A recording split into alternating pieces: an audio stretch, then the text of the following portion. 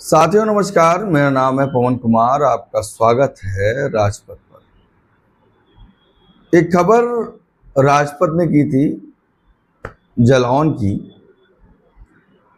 और जालौन से एक प्रभारी नियुक्त हुए थे आशीष पांडे। फिर उन्हें प्रत्याशी भी बना दिया गया। बहुजन समाज पार्टी में जो ही प्रभारी होता है वही प्रत्याशी बनता है, और उस खबर को राजपथ पर सैयद कासिम सर ने किया था। जालौन कितनी मजबूत है देखा जाए, बहुजन समाज पार्टी वहाँ पर 3 बार चुनाव जीती है, और जो सबसे कमज़ोर सीट थी, मतलब सबसे कमज़ोर चुनाव था 2022 में, तब बहुजन समाज पार्टी 90,000 के करीब वोट पाई थी। तमाम बातें हैं, उन बातों को आपके बीच में हम रखेंगे। इस जालौन की ये जो माधवगढ़ की सीट है, इस पर आशीष पांडे चुनाव लड़ रहे हैं। कल बैठक थी, और कल की बैठक में आशीष पांडे से मुलाकात हुई। पत्रकार होने के नाते सामने वाले व्यक्ति को देखकर उसकी बातों से जज हो जाता है कि आदमी किस स्तर तक चुनाव लड़ सकता है। मगर जब भागीदारी की बात हुई तो आशीष पांडे ने क्या कुछ कहा वो हम आपको सुनाएंगे। तो बातों बातों में मैंने माइक लगाया, उनसे तमाम सवाल किए। उन सवालों के उन्होंने बखूबी जवाब दिए। जिस स्तर से सवाल करना चाहिए उस स्तर से मैंने सवाल पूछे, क्योंकि जिस समाज से बिलोंग करते हैं, तमाम राजनीतिक दल हैं जहां से मौके मिल सकते हैं, उस पर उनका एक जवाब आया, चौंका दिया। तो जो फिजिकल होता है वो दर्शाता है कि ये प्रत्याशी किस तरह से चुनाव लड़ सकता है। तो उनसे थोड़ी सी बातचीत जो मैंने की वो आपके बीच में पेश करूंगा, और जालौन की ये माधवगढ़ सीट की राजनीति पर क्या कुछ कहा था सैयद कासिम सर ने वो मैं आपको सुनाऊंगा। और उसके साथ मैं आपको डिस्क्रिप्शन में वो लिंक डाल दूंगा जो हाल ही में जब इनकी ज्वाइनिंग हुई थी, बहुजन समाज पार्टी में जिम्मेदारी ली थी माधवगढ़ की, तो उसमें क्या कुछ कहा था वो भी आप सुन सकते हैं। मगर पहले ये वीडियो में क्या कुछ कहा कासिम सर ने ये हम सुनाते हैं। उसके बाद माधवगढ़ के प्रभारी प्रत्याशी जो नियुक्त हो गए हैं आशीष पांडे से क्या बातचीत हुई वो हम आपको सुनाते हैं। बने रहिएगा चैनल के साथ, चैनल को सब्सक्राइब कर लीजिएगा, बेल आइकन भी दबा दीजिएगा, और हाँ, ज़्यादा से ज़्यादा शेयर करिएगा कि लोगों को जानकारी ये हो सके कि बहुजन समाज पार्टी में प्रत्याशियों की भी तैयारी जोरों शोरों से चल रही। लगभग 50 का आंकड़ा क्रॉस हो चुका है। जिन्हें प्रभारी बनाया जाता है लगभग वही प्रत्याशी बनते हैं। देखिए क्या कुछ कहा माधवगढ़ के प्रत्याशी हैं आशीष पांडे ने। कासिम सर ने पूरे जालौन के डिटेल इसमें दी है। बने रहिएगा चैनल के साथ, तब तक के लिए धन्यवाद। नमस्कार साथियों, आप देख रहे हैं राजपथ भारत। मैं हूं सैयद कासिम। खबर बड़ी है, खबर की आपको जानकारी भी है। खबर है झांसी मंडल के जालौन से। जालौन की माधवगढ़ सीट पर कल बहुजन समाज पार्टी ने प्रत्याशी घोषित किया। प्रत्याशी हैं आशीष पांडे कुरौड़ी, ब्राह्मण समाज से आते हैं। इसकी जानकारी जो मिली है वो बहुजन समाज पार्टी का एक कार्यकर्ता सम्मेलन हुआ 219 जो विधानसभा है माधवगढ़, और वहां पर जो बुंदेलखंड के प्रभारी हैं लाला राम अहिरवार ने मायावती की अनुमति से आशीष पांडे को प्रत्याशी घोषित किया। इस सीट के बारे में एक जानकारी आपको दे दूं कि यह सीट ऐसी सीट है जिसपे बहुजन समाज पार्टी ने एक दो बार नहीं, 1989 के से लेकर अब तक 3 बार बहुजन समाज पार्टी वहां से जीत चुकी चुनाव। पिछला चुनाव भी बहुजन समाज पार्टी ने वहां पर 90,000 वोट पाए थे। 90,000 बहुत होता है। सेकंड पे था बसपा का प्रत्याशी। 2 बार वहां से कुशवाहा विधायक बना और एक बार उस सीट से, आपको याद होगा हरिओम उपाध्याय का नाम, जो बहुजन समाज पार्टी से जीते थे, उसके बाद मंत्री भी बने थे 2007 से 12 की सरकार। बाद में वो पार्टी से निकाले गए, लेकिन उसके बावजूद वहां पर बहुजन समाज पार्टी कमजोर नहीं पड़ी और 1900, आप समझ लिए, हरिओम पांडे 2007 में जीते और 2012 में फिर संत राम कुशवाहा वहां से चुनाव जीत गए। तो इतनी मजबूत सीट।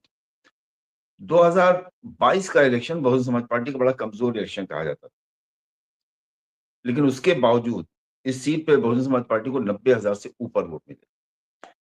बुंदेलखंड के प्रभारी लाला राम अहिरवार जब से वहां पर लगे हैं बुंदेलखंड में, उन्होंने बहुजन समाज पार्टी में एक नई जान फूंकी है। मैं झांसी एक बार गया था, शायद आपको याद हो, मोहित कुशवाहा की शादी थी, न्यूज तक वाले, आज तक वाले। तो वहां जो जानकारी मिली थी लोगों से बात करने के बाद, लाला राम जी से मेरी मुलाकात नहीं हुई थी, लेकिन जो वहां पर जो लोकल लोगों से जो जानकारी हुई, तो पता चला कि वो मायावती ने उन पर विश्वास किया और उस विश्वास पे खरे उतर रहे हैं।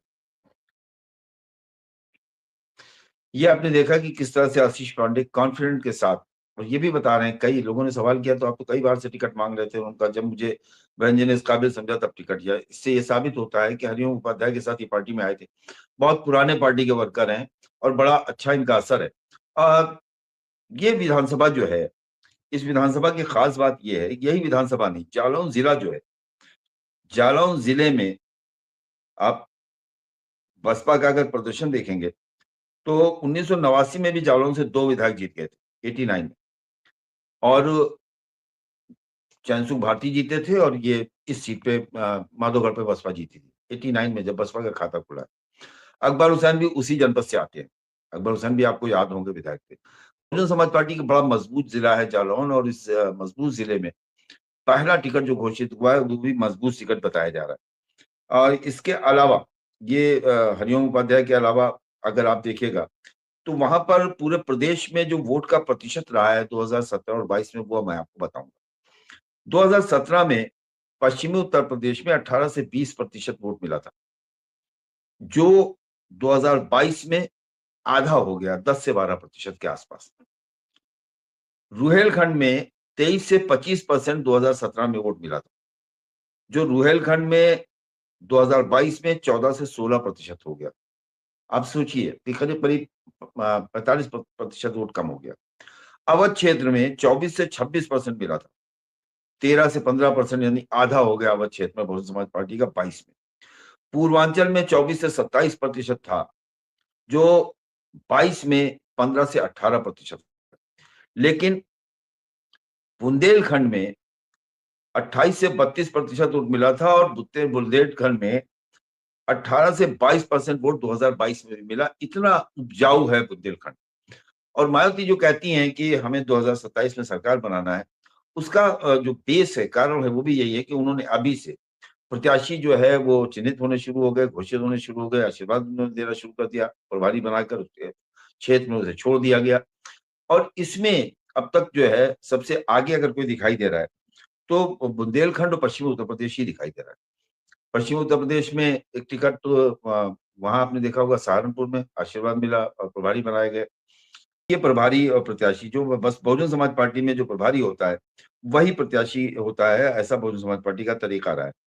तो आप ये देखिए कि बहुजन समाज पार्टी ने आज कल जो ये टिकट घोषित किया है जालौन का, जालौन की माधोगढ़ से आशीष पांडे कुरौली, और इसलिए अहम है कि ये हरिओम उपाध्याय के बड़े खास हुआ करते थे, उनके साथ पार्टी में थे। हरिओम उपाध्याय पार्टी से निकाले गए, लेकिन उसके बावजूद आशीष पांडे पार्टी में बने रहे। और जैसा कि पत्रकारों ने पूछा, आपने देखा कि लाला राम जवाब दे रहे थे कि इन्होंने कई बार टिकट मांगा, लेकिन उन्होंने खुद कहा है आशीष पांडे ने कि बहन जी ने जब मुझे इस काबिल समझा तो उन्होंने टिकट दिया।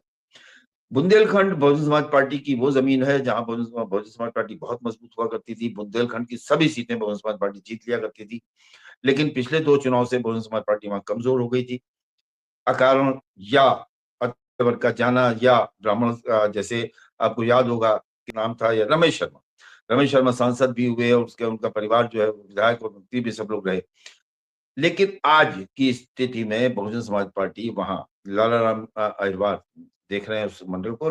बहुजन समाज पार्टी में कोऑर्डिनेटर की एक महत्वपूर्ण भूमिका होती है। तो कोऑर्डिनेटर की इस भूमिका में आप अगर देखिएगा तो लालाराम अहिरवार एक वहां पर निभा रहे हैं उस भूमिका को। ये उस वक्त का फोटो आप देख रहे हैं जब जिस वक्त इनकी घोषणा हुई है। ये कार्यकर्ता सम्मेलन था, कार्यकर्ता सम्मेलन में इसकी घोषणा की गई। ये उस समय की फोटो है जब उन्होंने इस चिन्ह दिया लालाराम अहिरवार को, आशीष पांडे ने। और ये भी फोटो उसी समय की है जब मंच पे हाथ उठा के लालाराम अहिरवार ने आशीष पांडे कुरौली की घोषणा की। हमारे साथ आशीष पांडे जी मौजूद हैं। आशीष पांडे कहा जाए बहुजन समाज पार्टी से पहले प्रत्याशी तय हो चुके हैं। जौनपुर जहां पे बहुजन समाज माधवगढ़ पर सबसे मजबूत प्रत्याशी के तौर पे देखे जाए बहुजन समाज पार्टी का एक अच्छा जनाधार है। इनसे बात करते जानते हैं। पहले तो आपका स्वागत है राजपथ पर। आपका भी बहुत बहुत स्वागत है भैया, धन्यवाद, नमस्कार। माधवगढ़ सीट पर आप चुनाव लड़ रहे हैं, किस तरह से देख रहे हैं? बहुजन समाज पार्टी से आप चुनाव लड़ रहे हैं क्या? जी, माननीय बहन जी ने मुझे आशीर्वाद दिया। टिकट तो मैंने 17 और 22 में भी मांगा था, पर इस बार तो माननीय बहन जी ने आशीर्वाद मुझे सबसे पहले दे दिया है और मैं कोशिश करूंगा कि उनकी उम्मीदों पे खरा उतरूं और ये सीट निकाल के माननीय बहन जी की झोली में डालूं, जिससे 2027 में हम माननीय बहन जी को 5वीं बार मुख्यमंत्री बनाने का काम किया जाएगा। 17 और 22 में भी मांगा था, मगर अभी बसपा के साथ रुके हुए हैं।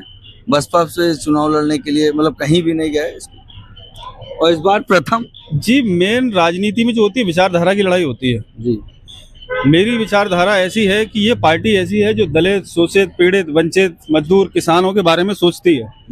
और शुरू से ही मेरा मानना ये है, राजनीति अगर आप करो तो गरीबों के उत्थान के लिए होनी चाहिए, आम आदमी के लिए होनी चाहिए। अडानी अंबानी के लिए राजनीति नहीं करनी चाहिए। क्योंकि आप ये मान लो, आप ये जो बड़ी बड़ी पार्टियां हैं ये बड़े बड़े व्यापारियों से पैसा ले लेती हैं। अगर आप किसी से पैसे ले लेते हो, मान लिया आज ही मैं चुनाव लड़ता हूं और आपसे चंदा ले लेता हूं, तो मैं जनता के भी नहीं कर पाऊंगा। आप जो कहेंगे आपकी बात सुननी पड़ेगी, आपकी बात करनी पड़ेगी। तो हमारी जो पार्टी है वो गरीबों के बारे में, मजदूरों के बारे में, किसानों के बारे में सोचती है और जो मेरी विचारधारा है राजनीतिक, वो इसी पार्टी में आस्था रहती है मेरी। इसीलिए माननीय बहन जी के आशीर्वाद के लिए मैं रुका था। अब बहन जी ने आशीर्वाद दे दिया है तो बिल्कुल दमदारी चुनाव लड़ा जाएगा, बहन जी को मुख्यमंत्री बनाया जाएगा। पांडे जी की ये विचारधारा चल रही है, क्या बहुजन समाज पार्टी की ओर ब्राह्मण समाज मुड़ रहा है और क्यों मुड़ रहा है भारतीय जनता पार्टी को? देखिए, ऐसा है कि ब्राह्मण सम्मान का भूखा है। बीजेपी ने केवल सवर्ण वोट बैंक का, ब्राह्मण का भी नहीं बल्कि सवर्ण वोट बैंक का केवल इस्तेमाल किया है। अच्छा। और सवर्णों को कुछ दिया नहीं गया है। और माननीय बहन जी की जब सरकार बनी है तो उन्होंने सवर्ण के लिए, ओबीसी के लिए, अल्पसंख्यकों के लिए, दलितों के लिए, हर वर्ग के लिए काम किया है। ये बात सही है, बहन जी ने थोड़ा सा काम दलितों के लिए ज्यादा किया और मेरा मानना भी ये करना चाहिए।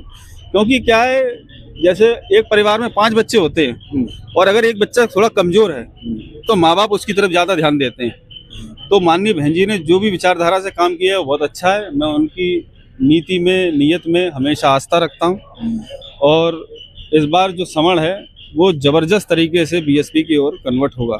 अच्छा जी।